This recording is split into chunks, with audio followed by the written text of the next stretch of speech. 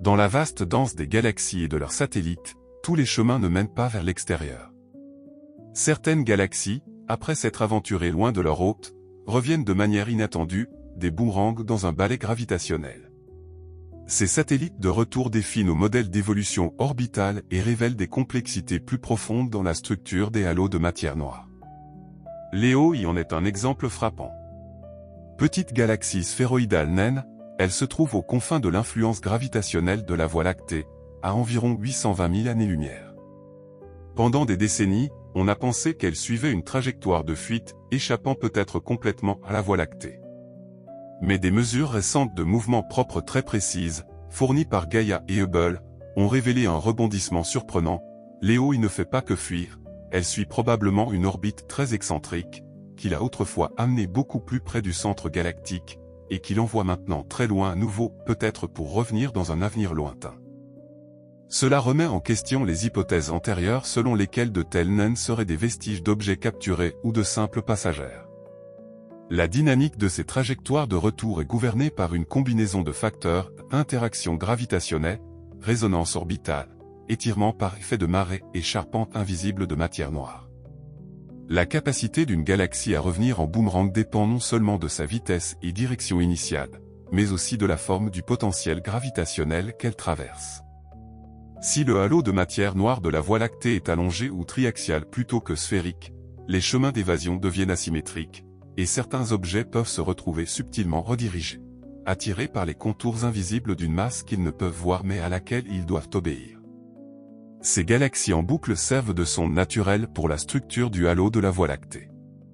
En reconstruisant leurs orbites, les astronomes peuvent déduire la forme et la distribution de masse de la matière noire dans notre galaxie. Plus nos modèles de satellites revenant comme Léo y sont précis, mieux nous comprenons l'architecture cachée qui lie les galaxies entre elles. De plus, les simulations de formation galactique dans le cadre de la cosmologie CDM prédisent une population riche de tels satellites, certains liés gravitationnellement, d'autres non, et certains à la limite, leur destinée dépendant de minuscules différences de vitesse. La frontière entre l'évasion et le retour est extrêmement mince. Une légère traction d'une structure de passage ou une rencontre avec le sillage gravitationnel d'un autre satellite peut modifier une trajectoire sur des milliards d'années. Ces satellites de retour conservent également les traces d'interactions anciennes. Beaucoup ont subi des forces de marée intenses lors de passages rapprochés, les étirant et les déformant, déclenchant des flambées de formation stellaire, ou les dépouillant de leur gaz et de leurs étoiles. Certains peuvent même porter en eux les signatures fossiles de fusions anciennes, des structures déformées qui murmurent des rencontres oubliées depuis longtemps. Les implications scientifiques de ces galaxies boomerang, ou galaxies de retour, s'enracinent profondément dans notre compréhension de l'évolution galactique, de la mécanique orbitale et de la distribution de la matière noire. L'un des concepts les plus fondamentaux sous-jacents à leur mouvement est celui de la vitesse d'échappement, la vitesse nécessaire pour qu'un objet puisse se libérer d'un champ gravitationnel. Pour qu'une galaxie satellite comme Léo y s'échappe entièrement de la Voie lactée, elle doit dépasser ce seuil, qui dépend à la fois de sa position actuelle et de la masse totale, y compris la matière noire, enfermée dans ce rayon. Cependant, la masse de la Voie lactée est difficile à cartographier. La majeure partie n'est pas constituée de matière visible, mais de matière noire, une substance insaisissable et non lumineuse qui interagit gravitationnellement mais pas électromagnétiquement. Cela signifie que nous devons déduire sa présence par des moyens indirects. Les trajectoires orbitales de satellites comme Léo y deviennent alors cruciales. Si Léo y n'était vraiment pas lié gravitationnellement, sa trajectoire suggérerait un halo de masse inférieure. Mais si elle revient, comme les données récentes l'indiquent, l'attraction gravitationnelle doit être plus forte, ce qui implique une quantité de matière noire supérieure aux estimations précédentes. Des simulations avancées à N-Core montrent comment des galaxies satellites peuvent être temporairement projetées à de grandes distances grâce à des effets de fronde gravitationnelle, en particulier dans des systèmes à plusieurs corps.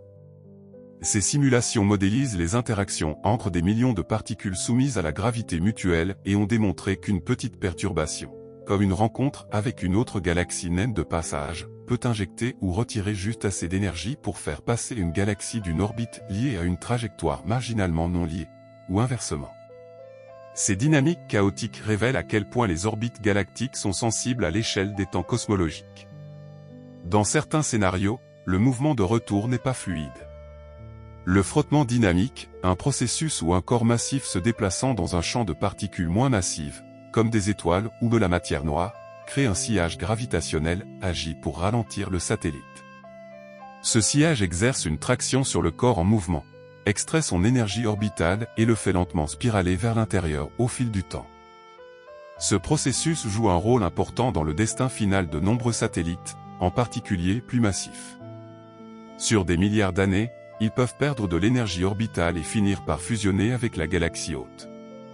Il existe également des preuves que certaines galaxies boomerang ont été pré-traitées, modifiées par des interactions antérieures dans un environnement de groupe avant de devenir des satellites d'une galaxie plus massive. Par exemple, elles peuvent avoir déjà subi un étirement par effet de marée, perdu une partie de leur halo de matière noire, ou vu leur formation stellaire stoppée en raison d'effets environnementaux comme le balayage par pression de rames dans un milieu de groupe plus dense. Lorsque ces galaxies reviennent vers la Voie lactée, elles portent les traces de ces interactions passées, offrant une histoire stratifiée du traitement galactique. Les chercheurs utilisent également l'analyse de l'espace des phases, en traçant les positions et vitesses des étoiles au sein de ces satellites pour reconstituer leur histoire orbitale. Dans le cas de l'EOI, par exemple, de subtiles asymétries dans les vitesses stellaires suggèrent des rencontres rapprochées avec le disque de la Voie lactée, peut-être il y a seulement à 2 milliards d'années. De telles rencontres pourraient avoir induit des chocs de marée, comprimant la galaxie et déclenchant des flambées de formation d'étoiles, dont nous observons aujourd'hui les vestiges sous forme de populations stellaires plus âgées aux signatures chimiques distinctives. Les motifs d'abondance chimique au sein des galaxies satellites de retour offrent une dimension supplémentaire d'analyse. Le rapport entre des éléments issus des processus alpha, comme le magnésium ou le silicium, et le fer dans les étoiles peut indiquer les échelles de temps de la formation stellaire et l'influence relative des supernovas de type 2 par rapport à celles de type Ia. Si une galaxie comme l'EOI a subi plusieurs passages orbitaux, les interactions de marée lors des passages au péricentre ont pu accélérer la formation d'étoiles, enrichissant la galaxie en ses éléments plus lourds, tout en remodelant son orbite à travers des boucles de rétroaction complexes d'échange d'énergie gravitationnelle. En fin de compte, les galaxies de retour servent également de laboratoire pour tester des théories alternatives de la gravité. Dans le cadre de la dynamique newtonienne modifiée, par exemple, le potentiel gravitationnel se comporte différemment à faibles accélérations, comme c'est le cas en périphérie galactique. Le comportement des satellites proches du bord du puits gravitationnel, notamment s'ils s'échappent ou reviennent, peut permettre de distinguer les modèles standards à matière noire des alternatives telles que ou les théories de la gravité émergente. Ainsi, chaque trajectoire de boomerang n'est pas simplement une curiosité dynamique, mais un point de données dans un débat fondamental sur la nature de la gravité et de la matière. Les trajectoires des galaxies satellites de retour remettent en question non seulement notre compréhension de la mécanique orbitale classique, mais nous obligent aussi à affiner le cadre cosmologique dans lequel ces systèmes évoluent. Leur mouvement devient un outil de diagnostic sensible pour tester la granularité et la forme du potentiel gravitationnel de la Voie lactée, en particulier à de grandes distances, là où la matière noire domine. En cosmologie, le modèle CDM, Lambda Cold Dark Matter, prédit une population de galaxies satellites intégrées dans des halos étendus et grumeleux de matière noire. Cependant, la distribution exacte des sous-structures sombres, les fameux sous-halos, n'est pas homogène. Lorsque des satellites comme l'EOI traversent ces grumeaux de matière noire, leurs orbites peuvent être perturbées. Ces rencontres peuvent ajouter ou retirer de l'énergie, à la manière d'un jeu de billard gravitationnel. Sur des milliards d'années, même de minuscules interactions avec ces structures invisibles peuvent s'accumuler et produire des modifications à grande échelle dans le mouvement, transformant une naine apparemment en fuite en objet ralentissant, bifurquant ou revenant, voire dévié vers une trajectoire entièrement nouvelle. Ce comportement stochastique est parfois qualifié de diffusion orbitale. De plus, les structures à grande échelle au-delà de la Voie lactée peuvent influencer les orbites des satellites par des forces de marée. L'attraction gravitationnelle du groupe local, en particulier celle de la galaxie d'Andromède, M31, et d'autres voisines massives, peut créer un potentiel de fond évolutif. L'EOI, située à la limite extérieure du halo de la Voie lactée, est particulièrement sensible à ces marées externes. Ces effets, appelés marées cosmiques, agissent à l'échelle de plusieurs mégaparsecs, façonnant subtilement le flux des galaxies et contribuant au phénomène des orbites en boomerang. Dans certaines simulations cosmologiques, le groupe local est intégré dans un filament anisotrope de matière noire plus vaste, créant des biais directionnels dans les orbites satellites. Un autre concept avancé lié à ces galaxies de retour est celui du mélange de phases et de la relaxation incomplète. Une galaxie satellite traversant le halo d'une galaxie haute ne se mélange pas instantanément au potentiel de fond. Elle conserve plutôt des structures orbitales cohérentes, telles que des coquilles, des courants stellaires ou des caustiques, pendant de longues périodes. Si la galaxie revient après un long passage à l'apocentre, ces étoiles peuvent encore présenter des distributions regroupées dans l'espace des phases. La détection et l'analyse de ces sous-structures permettent aux astronomes de reconstituer l'histoire orbitale de l'objet, remontant ainsi le temps cosmique pour révéler quand et où les interactions ont eu lieu. Les simulations numériques haute résolution, comme celles des projets Illustri ou FIR, ont commencé à reproduire ces galaxies naines de retour avec une précision remarquable. Elles montrent que l'histoire de la formation stellaire est souvent corrélée au passage au péricentre. Chaque passage rapproché près du centre galactique comprime les nuages de gaz, déclenche des flambées de formation d'étoiles et, simultanément, arrache les étoiles et le gaz périphérique par échauffement gravitationnel. Les étoiles restantes dans la galaxie naine deviennent dynamiquement plus chaudes, avec une dispersion de vitesse plus élevée, et plus riche en métaux, inscrivant leurs orbites passées dans leurs propriétés physiques.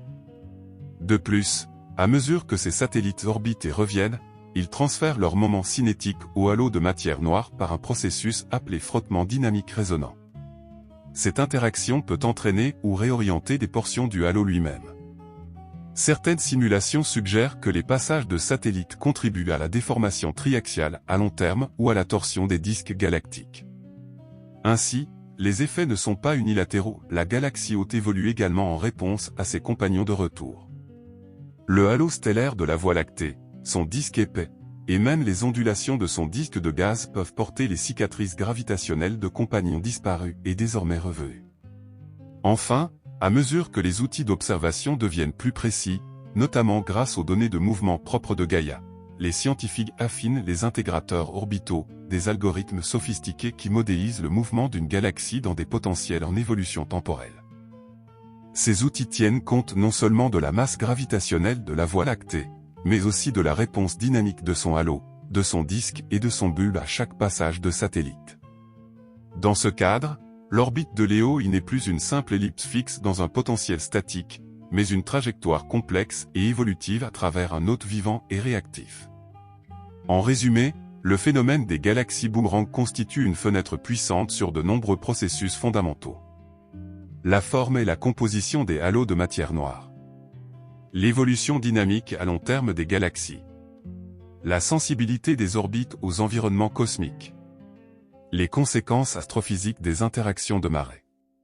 Et les signatures d'une archéologie galactique ancienne, inscrite dans les étoiles. Chaque satellite de retour est un écho cosmique, un messager venu des confins, dont le voyage commence à peine à être déchiffré dans le langage de la dynamique gravitationnelle, de la chimie stellaire et de la modélisation cosmologique. Au-delà des dynamiques et des structures des galaxies satellites de retour, ces objets offrent un niveau d'analyse plus profond, lié à la chronologie de la formation galactique et à l'histoire d'assemblage de la Voie lactée elle-même. Chaque orbite, chaque passage, chaque frôlement gravitationnel en haute et satellite fait partie d'un dialogue cosmique en cours, inscrit dans les mouvements stellaires et la distribution de la matière. Prenons, par exemple, le concept d'histoire d'accrétion galactique. Selon la théorie CDM, les grandes galaxies comme la Voie lactée se sont formées hiérarchiquement, par fusion et assimilation de systèmes plus petits. Bon nombre des galaxies naines que nous observons aujourd'hui, en particulier celles aux orbites allongées ou revenantes, sont considérées comme des vestiges d'anciennes fusions qui ne se sont jamais totalement dissoutes. Leur simple présence constitue une preuve fossile de la croissance de la Voie lactée sur des milliards d'années. Prenons, par exemple, le concept d'histoire d'accrétion galactique. Selon la théorie CDM, les grandes galaxies comme la Voie lactée se sont formées de manière hiérarchique, par la fusion et l'assimilation de systèmes plus petits. De nombreuses galaxies naines que nous observons aujourd'hui, en particulier celles sur des orbites allongées ou de retour, sont considérées comme les vestiges d'anciens événements de fusion qui ne se sont jamais entièrement dissous. Leur simple présence constitue une preuve fossile de la croissance de la Voie lactée sur des milliards d'années. Les satellites boomerang sont particulièrement précieux car leur excentricité orbitale est souvent extrême. Ils plongent profondément dans le puits gravitationnel de la Voie lactée, puis sont projetés vers l'extérieur, atteignant parfois des centaines de kiloparsecs avant de ralentir, tourner et revenir. Lors de ces passages rapprochés au péricentre, de fortes interactions de marée arrachent des étoiles et de la matière noire aux satellites. La matière ainsi arrachée forme des courants stellaires, de longs filaments d'étoiles qui s'enroulent autour de la galaxie et se mélangent lentement en phase au fil du temps. Un exemple est la galaxie naine sphéroïdale du Sagittaire, qui est déjà passée plusieurs fois à travers la Voie lactée, laissant derrière le courant du Sagittaire, l'un des courants stellaires les plus visibles dans le ciel.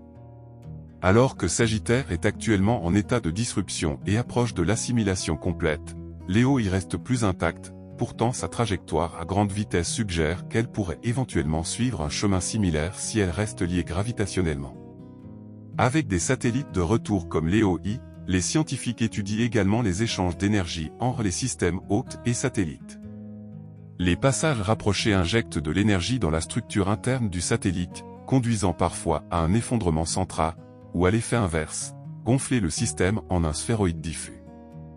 Dans des cas extrêmes, des chocs de marée peuvent induire des instabilités de barre ou provoquer des transformations morphologiques, en particulier dans les satellites riches en gaz qui conservent suffisamment de matière baryonique pour se reformer après compression.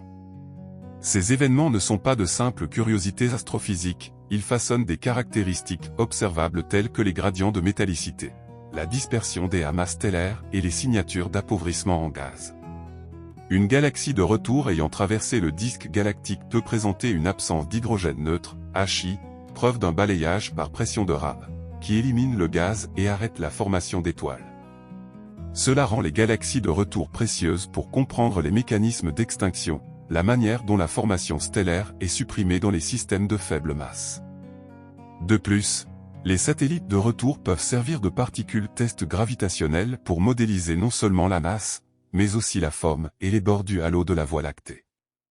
Par exemple, un satellite atteignant des apocentres extrêmes, comme Léo I, potentiellement proche du rayon de virial de la Voie lactée, sonde la masse totale de la galaxie.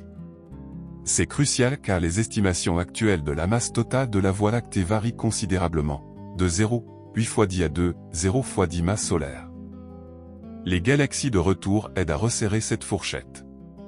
Combinées aux données de mouvement propres, les astronomes utilisent désormais des techniques de modélisation orbitale bayésienne, intégrant les orbites des satellites vers le passé pour reconstruire leur trajectoire selon divers modèles de halo de matière noire, sphérique, oblate, prolate ou triaxiale. La cohérence, ou non, du chemin de Léo I avec ces modèles aide à affiner notre image de la géométrie de la matière noire. Et tandis que les observations actuelles offrent des instantanés de ces satellites en mouvement, l'avenir promet davantage. Les télescopes de nouvelle génération comme le Vera C. Rubin Observatory, LSST, le Nancy Grace Roman Space Telescope et les futures enquêtes spectroscopiques étendront notre portée, permettant de tracer les courants les plus faibles, de mesurer les mouvements propres de satellites encore plus lointains et de détecter de subtiles perturbations dans les structures galactiques qui trahissent des survols passés et futurs. En essence, les galaxies de retour ne sont pas des phénomènes isolés, elles font partie intégrante de l'écosystème cosmique. Elles modifient les orbites d'autres satellites, génèrent des ondulations dans le disque galactique, comme les oscillations verticales observées dans le plan stellaire de la Voie lactée, et laissent des traces durables à la fois dans les composants stellaires et de matière noire. Elles rappellent que l'évolution galactique n'est pas statique mais dynamiquement vivante, façonnée par des passages répétés, des chuchotements gravitationnels et des collisions au ralenti étalées dans le temps cosmique. Dans ce tableau dynamique plus profond, le rôle des galaxies boomerang s'étend encore plus loin, jusqu'à l'interaction entre baryons et matière noire, et jusqu'à nos modèles de formation de structures non linéaires dans l'univers. Chaque retour, chaque boucle, chaque trajectoire inattendue révèle que les galaxies ne sont pas simplement des voyageurs passifs dans un champ gravitationnel, mais des agents de changement qui remuent, sculptent et transforment leur environnement. L'un des nouveaux domaines d'étude concerne la manière dont les satellites de retour comme Léo I peuvent contribuer au réchauffement des disques stellaires. Lorsqu'un satellite compact plonge près du plan médian galactique, il peut déclencher des oscillations verticales, des vagues d'étoiles se déplaçant de haut en bas à travers le disque, à la manière d'ondulations sur l'eau. Ce phénomène a été proposé comme origine possible de la torsion galactique observée dans le disque de gaz et les populations stellaires de la Voie lactée. Des simulations suggèrent qu'un seul survol d'un satellite dense, en particulier sur une orbite de boomerang avec une grande excentricité et énergie, peut produire des modes de flexion et des perturbations cinématiques qui persistent pendant des gigannées. De telles empreintes cinématiques ont déjà été détectées. La cartographie détaillée des vitesses stellaires par Gaia a révélé des asymétries et des mouvements ondulatoires dans le voisinage solaire, parfois appelés spirales en espace des phases. Ces structures sont interprétées comme des signatures d'une perturbation récente, peut-être causée par le retour de la naine du Sagittaire. Mais Léo I, avec sa vitesse élevée et son apocentre éloigné, pourrait également produire des caractéristiques similaires à une échelle de temps différente et offrant un autre indice sur la fréquence et l'impact de ces événements de retour. De plus, les satellites de retour influencent la distribution des amas globulaires et l'assemblage du halo stellaire. De nombreux amas globulaires actuellement en orbite autour de la Voie lactée proviennent probablement de galaxies naines accrétées et arrachées lors d'interactions passées. Un satellite comme Léo I, s'il était auparavant plus proche et s'éloigne maintenant, pourrait avoir perdu une partie de son système d'amas globulaires sous l'effet des forces de marée, contribuant à la riche sous-structure du halo.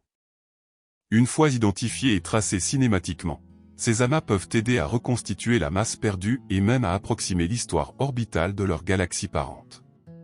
Un autre domaine de recherche de pointe concerne les interactions internes de la matière noire. Alors que le modèle CDM standard considère la matière noire comme froide et non collisionnelle, certaines théories alternatives proposent que la matière noire pourrait avoir de faibles interactions avec elle-même, modifiant les profils de densité centraux des halos, adoucissant les cœurs gravitationnels, ou accélérant les processus de disruption par marée. Si la matière noire est auto-interactive, la décroissance orbitale, la perte de masse et la déformation structurelle des satellites de retour différeraient subtilement mais mesurablement des prédictions collisionnelles. Comparer les propriétés observées des satellites, y compris ceux sur des orbites de retour, avec des simulations dans les deux paradigmes pourrait fournir des contraintes sur la microphysique de la matière noire. Les galaxies de retour pourraient aussi être utilisées pour tester l'hypothèse du revêtement de matière noire, l'idée que même après un arrachage de marée important, une naine peut conserver un cœur de matière noire compact et résilient. Si cela est vrai, de tels satellites resteraient gravitationnellement cohésifs même après des passages dramatiques près du centre galactique. La vitesse actuelle et la structure de Léo I pourraient déjà suggérer ce phénomène, indiquant qu'elle est peut-être déjà passée près de la Voie lactée sans se dissoudre totalement. D'un autre point de vue, les satellites sur des trajectoires de boomerang agissent comme des horloges naturelles. En modélisant leurs cycles orbitaux complets de l'infale, au péricentre, à l'apocentre, puis retour, les astronomes peuvent estimer l'âge dynamique d'un système, fixant des contraintes temporelles sur la date d'assemblage du halo de la Voie lactée, la durée de présence du disque, et la fréquence des interactions satellitaires. Ces horloges fournissent également des informations sur le moment des fusions passées, contribuant à reconstruire l'architecture oubliée du groupe local. Enfin, à l'échelle cosmologique, ces satellites de retour permettent de tester la cohérence des simulations avec les populations satellites observées. Les simulations cosmologiques NCORE et hydrodynamiques prédisent souvent un problème de trop gros pour échouer, l'existence de sous-halos massifs qui devraient héberger des galaxies visibles, mais qui semblent absents. Les naines de retour, avec leur vitesse élevée et leur rencontre gravitationnelle profonde, pourraient éclairer pourquoi certains sous-halos ont été détruits ou n'ont jamais formé d'étoiles. Leur survie est un équilibre entre rétroaction cosmique, marée gravitationnelle et environnement du halo, et en étudiant celles qui sont revenues, nous apprenons sur le destin de celles qui ne sont jamais revenues. Alors que nous continuons à suivre l'arc des galaxies de retour à travers l'espace et le temps, une réalisation philosophique plus profonde commence à émerger. Ces systèmes ne sont pas simplement des objets en orbite, ce sont des processus. Des processus vivants de mémoire gravitationnelle, de résilience structurelle et de récursion cosmique. Lorsque Léo y revient vers la Voie lactée, elle ne fait pas que retracer un chemin, elle réactive une relation. Cette interaction n'est pas passive, elle est récursive et transformatrice. À chaque passage au péricentre, la galaxie est modifiée chimiquement, dynamiquement, structurellement. Et il en va de même pour son hôte. La Voie lactée réagit au retour de son satellite, fléchissant son disque, agitant son halo, et peut-être même déclenchant une formation d'étoiles internes par une redistribution subtile de la masse et de l'énergie. C'est le cœur de ce que les scientifiques appellent désormais des boucles de rétroaction galactique, des cycles où la dynamique des satellites et la réponse de l'hôte s'entrelacent sur des échelles de temps cosmiques. Une galaxie naine plonge vers l'intérieur, est partiellement dépouillée, puis se retire, pour revenir à nouveau des millions ou des milliards d'années plus tard, apportant avec elle une identité transformée. Elle peut maintenant transporter moins d'étoiles, un contenu en gaz différent, une quantité de moments orbitales altérés et des cicatrices de marée, tous ces éléments s'intégrant dans l'évolution à long terme de la Voie lactée. En ce sens, l'acte de retour n'est pas seulement un mouvement dans l'espace, c'est une évolution par l'interaction. En outre, des modèles récents d'apprentissage automatique, entraînés sur des simulations cosmologiques, ont commencé à détecter des motifs statistiques dans les orbites de retour. Ces motifs suggèrent que certaines familles orbitales, comme celles des objets à forte excentricité avec de grands apocentres, sont surreprésentées dans les halos ayant connu des histoires de fusion violente au début de leur formation. En revanche, les halos plus lisses, avec une accrétion plus douce, tendent à produire des orbites satellites plus circulaires ou liées. Cela implique que l'architecture orbitale du système satellite d'une galaxie contient des indices non seulement sur sa forme actuelle, mais aussi sur son passé cosmique, sa turbulence, ses poussées de croissance, ses moments de calme et d'effondrement. Les satellites de retour portent également l'empreinte de la rayonisation cosmique. Certains d'entre eux, en particulier les naines ultra faibles, ont peut-être formé leurs étoiles avant la rayonisation, il y a environ 13 milliards d'années, puis ont été dépouillés de leur gaz et laissés inertes. Si ces galaxies reviennent maintenant des confins galactiques, elles agissent comme des capsules temporelles, préservant dans leurs étoiles à faible métallicité un instantané de l'univers primordial. En analysant leur population stellaire, nous pouvons contraindre le moment et les mécanismes de formation des premières étoiles, ainsi que l'influence du rayonnement de fond ionisant au cours de l'aube des galaxies. Une autre perspective fascinante est que certains satellites de retour ne sont peut-être pas natifs de la Voie lactée, mais des intrus venus d'ailleurs, capturés il y a longtemps depuis des groupes ou des filaments de passage. Ces naines ex situ auraient pu autrefois orbiter autour d'autres galaxies massives ou traverser des vides cosmiques avant d'être attirées par le puits gravitationnel de la Voie lactée.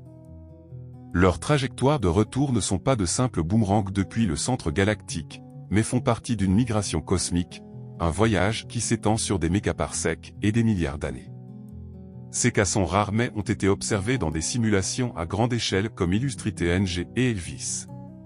Cela soulève une profonde vérité cosmologique. Le retour ne signifie pas toujours l'origine. Certaines galaxies ne reviennent pas là où elles sont nées, mais là où elles ont été liées. Le retour gravitationnel, dans cette lumière, devient une forme d'adoption cosmique, un attachement dynamique écrit non par le droit de naissance, mais par le mouvement. En regardant vers l'avenir, la prochaine génération d'instruments affinera notre vision de ces voyageurs galactiques.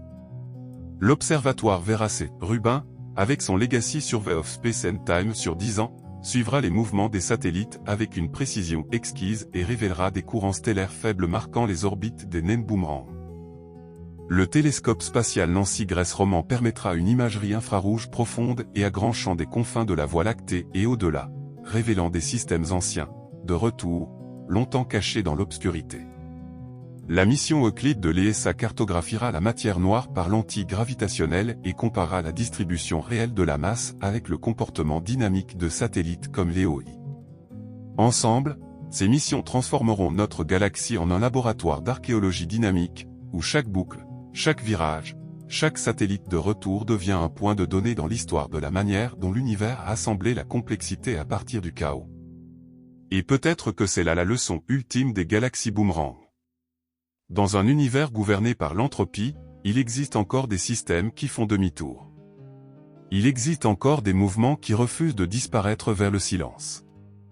Il existe encore des histoires qui reviennent, non pour se répéter, mais pour retisser la structure du cosmos. L'EOI ne revient pas parce qu'elle a été attirée, mais parce que l'univers se souvient. Dans le grand rythme temporel du cosmos, le retour n'est pas une régression, c'est une recalibration.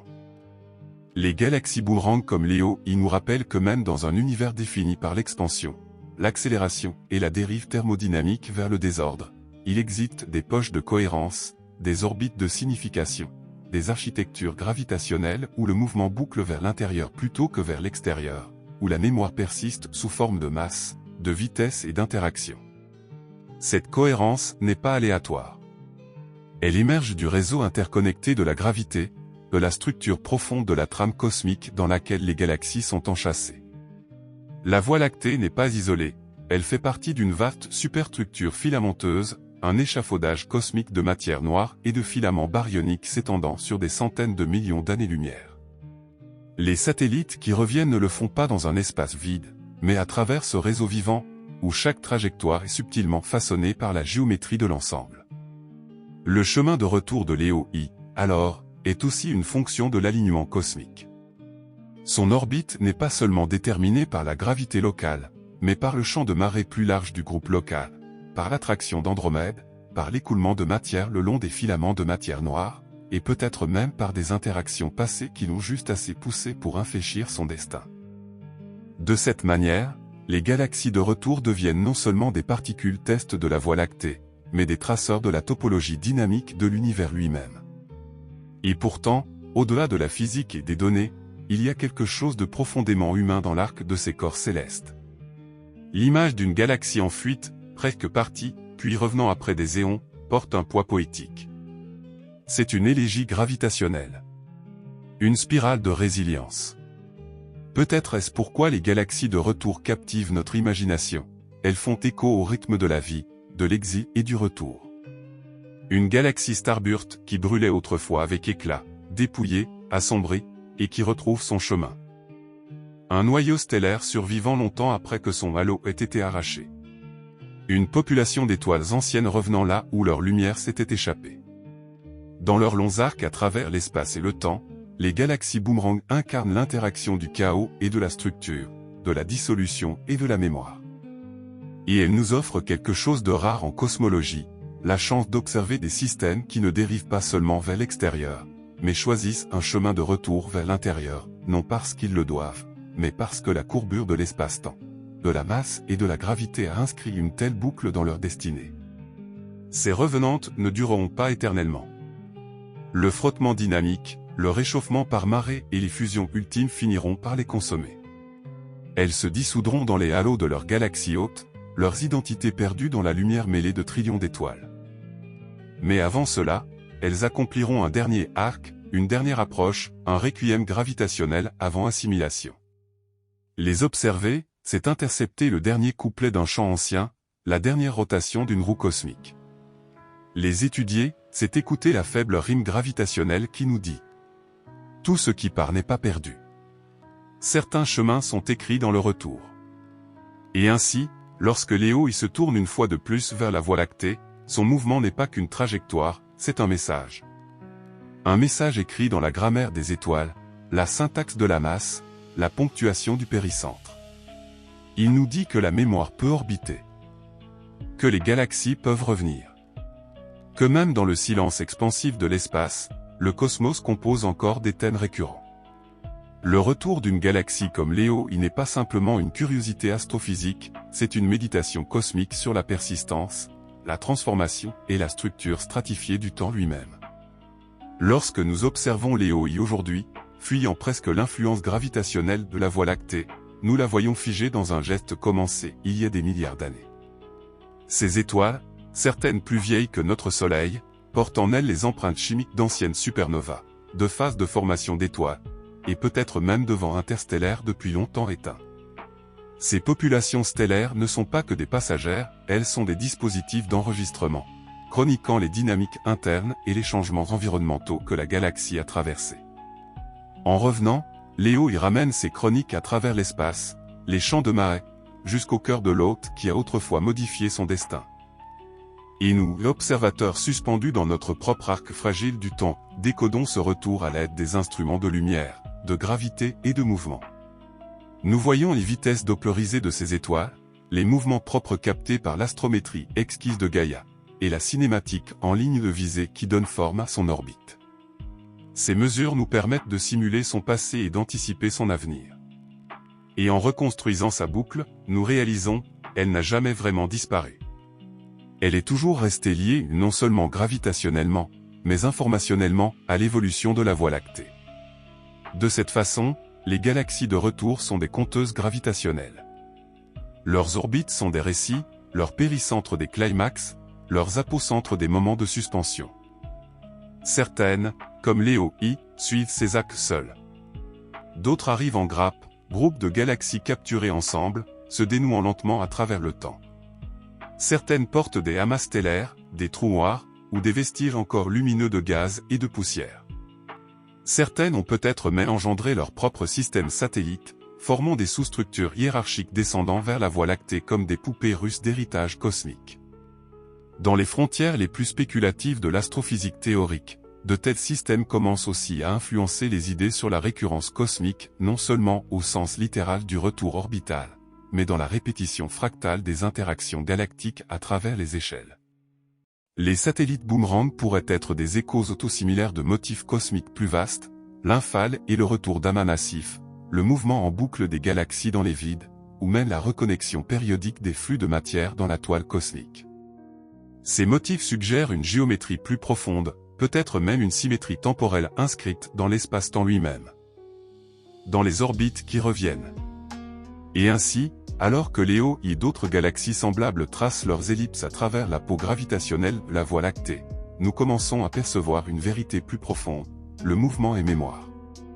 Chaque traction gravitationnelle, chaque distorsion de marée, chaque passage près du centre galactique laisse une empreinte.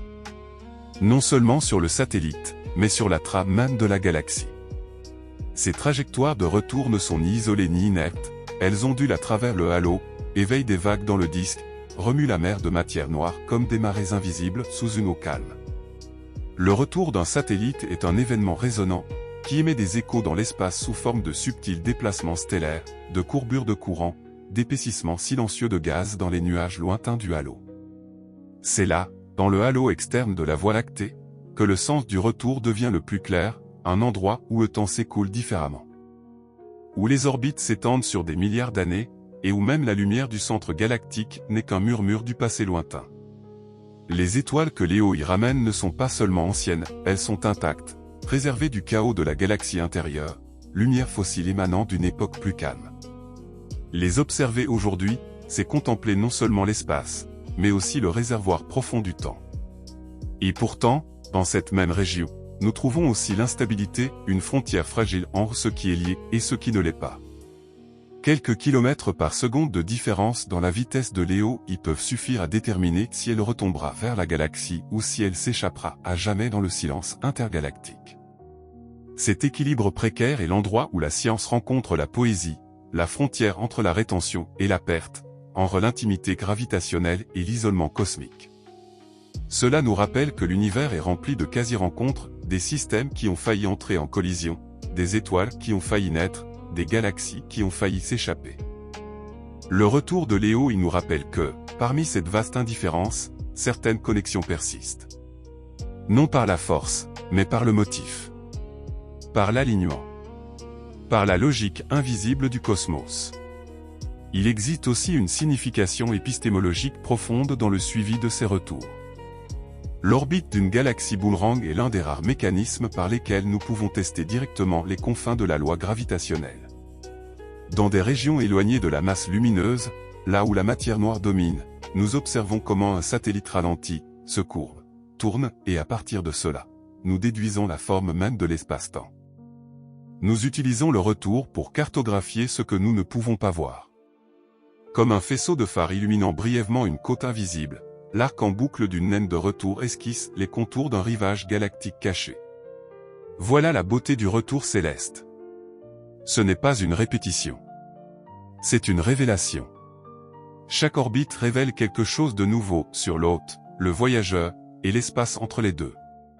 Et ainsi, Léo y boucle de nouveau. Marqué par ses passages passés.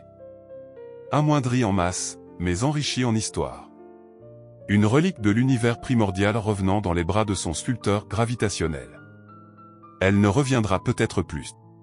Ou peut-être encore, d'innombrables fois, jusqu'à être finalement consommée, fusionnée, dissoute dans la lumière diffuse du halo stellaire. Mais même alors, elle ne sera pas perdue. Ces étoiles vivront. Sa matière noire sera absorbée. Son orbite, répercutée dans la cinématique du disque, dans l'épaississement des courants, dans les asymétries chuchotées du halo. Le retour n'est jamais une répétition parfaite. C'est une transformation par la re-rencontre. La galaxie se souvient. Les étoiles se souviennent. Et nous, observateurs suspendus sur une poussière dans ce vortex cosmique. Nous nous souvenons aussi. Car dans le retour d'une galaxie, nous entrevoyons quelque chose au-delà de l'astrophysique. Une vérité sur la persistance, sur les cycles. Sur l'étrange gravité des choses qui reviennent. Et ainsi, dans le long arc du retour de Léo I, nous découvrons non seulement la mécanique de l'orbite, mais la métaphysique de la connexion. Son chemin est écrit dans la gravité, mais son sens résonne plus profondément à travers les disciplines, les échelles, le temps. Cette petite galaxie ancienne, battue, traînant des fragments d'elle-même, devient un symbole de continuité dans un univers qui disperse si souvent.